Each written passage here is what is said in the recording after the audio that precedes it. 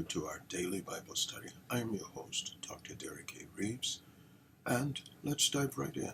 We're in our 8th series. The 8th series is Understanding Fear. And so today we're going to start dealing with some of the terms for fear. Let's dive right in our second installment. The first term that I want to deal with for fear comes from the Hebrew terminology.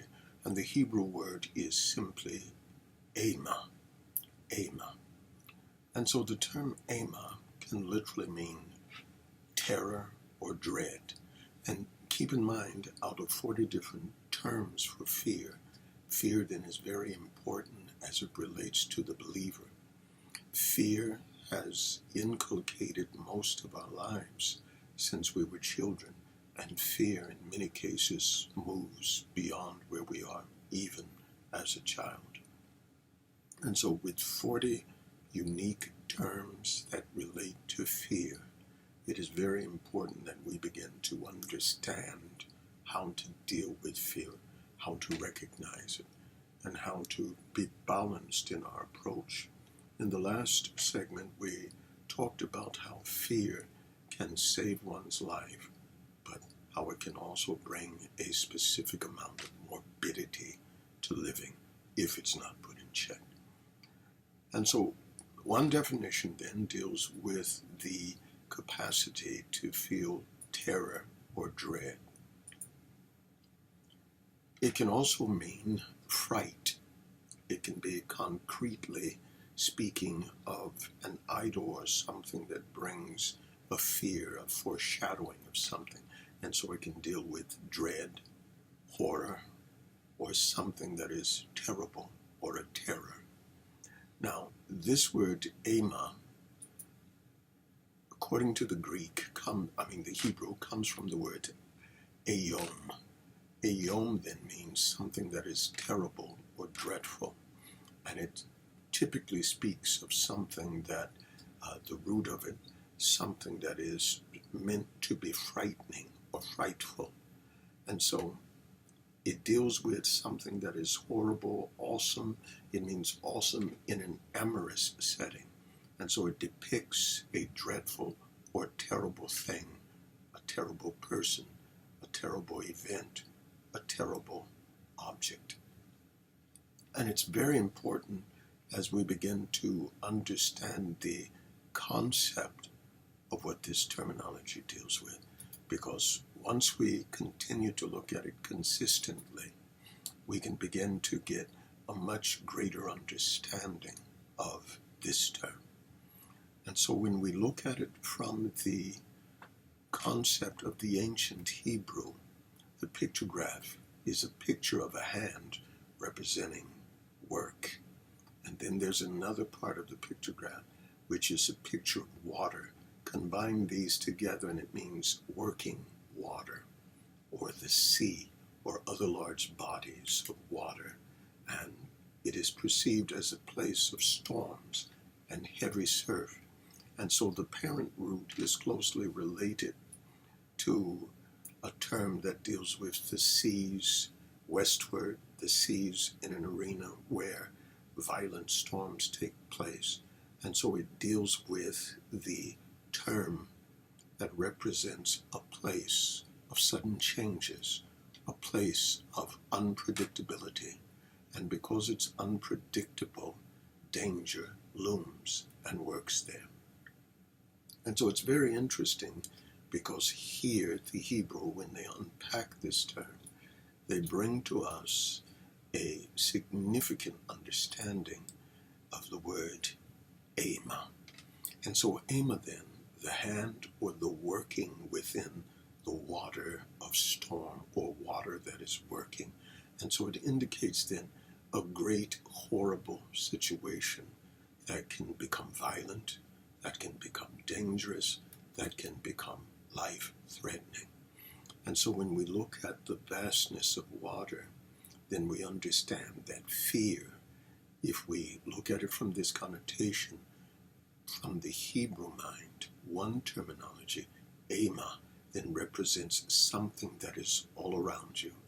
And so it deals with the mindset of being totally surrounded, totally engulfed by something that is so violent, something that is so deadly, something that is so unpredictable that it can typically wipe you away, swallow you, or totally annihilate you.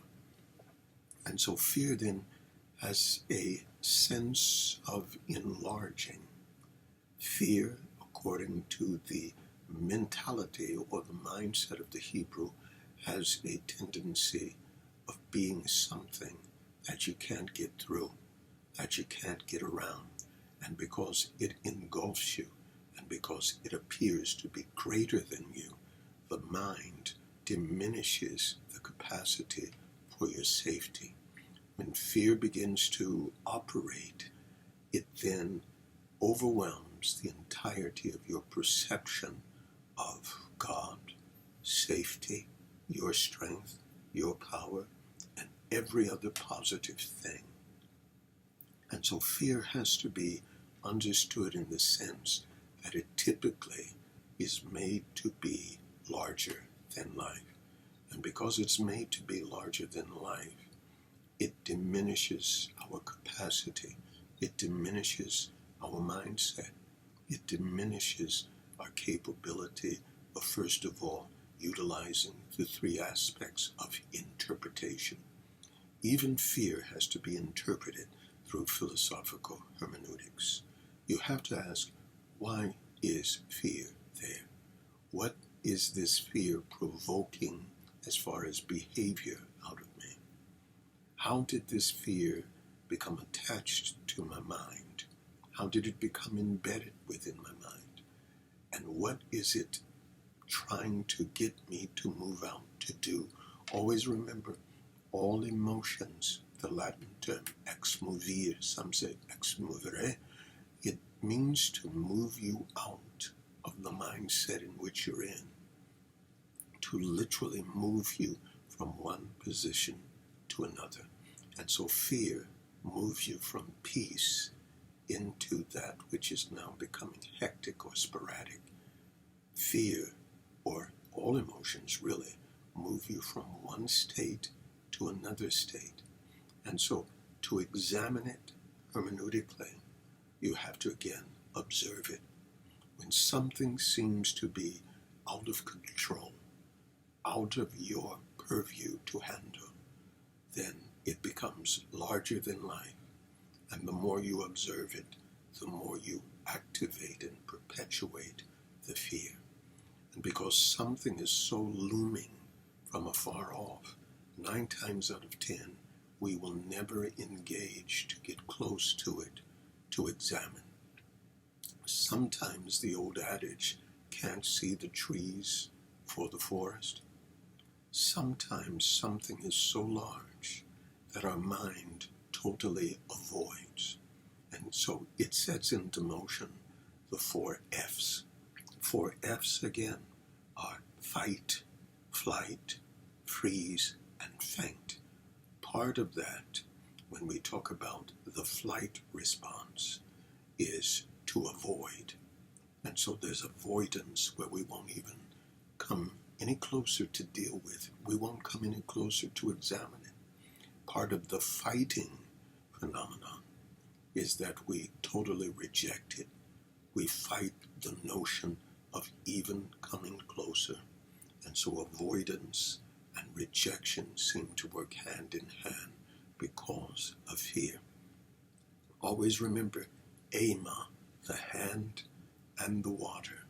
And so it deals with the working of the water, typically in storms. Storms that are so violent, storms that are so compassive that they go beyond our atmosphere, our personal atmosphere. And these storms go so far beyond us that they seem to be greater than us. And that's why fear sets in, because something that is greater than us, we have already calculated in our unconscious that it goes beyond our strength, our authority, and therefore it's not manageable by us. And so we have a tendency to shrink back, to avoid.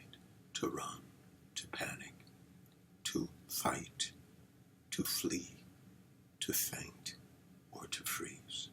I thank you. We're out of time. This has been our daily Bible study. I am your host, Dr. Derek A. Reeves, and until next time, remember, Jesus is Lord, and Jesus is coming back again. God bless you.